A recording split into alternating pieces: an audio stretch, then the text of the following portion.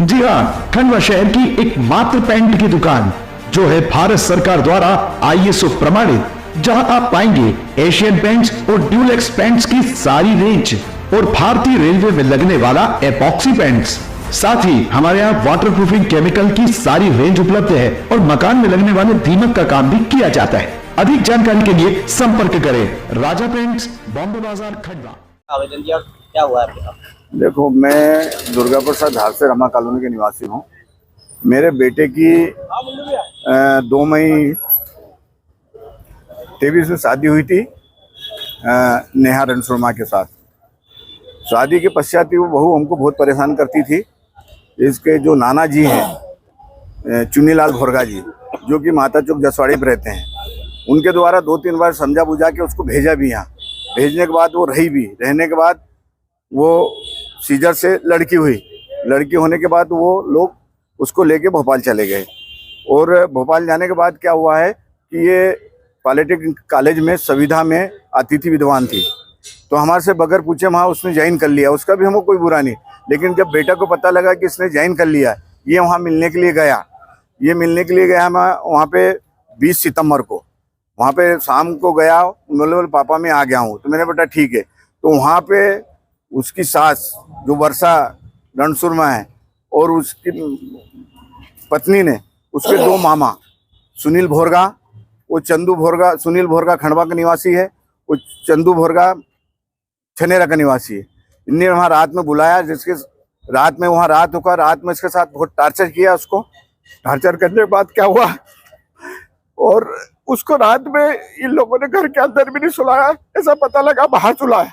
क्योंकि उनके जो व्हाट्सएप मैसेज है उसमें ये लग रहा है कि वो बोल रहा है कि यार नेहा मेरे को एक मौका दे दे, लेकिन वो उसकी पत्नी उसको कर रही कि नहीं ऐसा नहीं वैसा नहीं।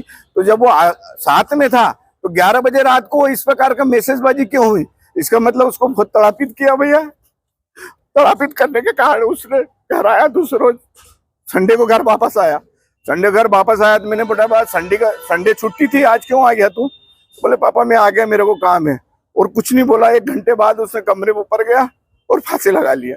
इसमें सारी जिम्मेदारी मेरी बहू नेहा, उसकी सास वर्षा एवं उसके दोनों मामा, एक तो सुनील भोरगा और चंदू भोरगा, यही जिम्मेदार हैं। दादा, आप लगभग 3 महीनों से थानों के चक्कर काट रहे हो, कहाँ गए और क्यों नहीं अभी तक कार्रवाई की गई? मैंने थाने में मोगढ़ थाने में आवेदन दिया।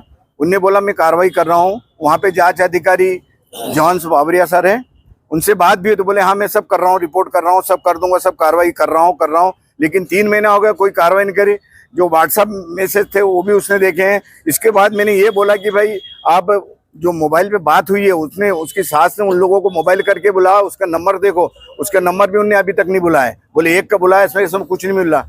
मेरे को अब ये बताओ कि बंद कमरे में अगर उसको तड़ापित किया है, उसको मारा पीटा है और रात भर वहां रहा, सुबह वो उसको दूसरे कमरे में सुला के रखा है, तो बंद कमरे में कैसा प्रूफ मिलेगा, कैसा सहयोग मिलेगा? मैं तो बस यही चाहता हूँ कि मेरे बेटे को न्याय मिले, उन लोगों को सजा होना चाहिए। बस तड़ापित जबरन, वो तो शुरू से तड़ापित करती थी, शादी के बाद ही तड़ापित करती थी भाई। बहुत झगड़ा करती थी छोटी मोटी बात पे से।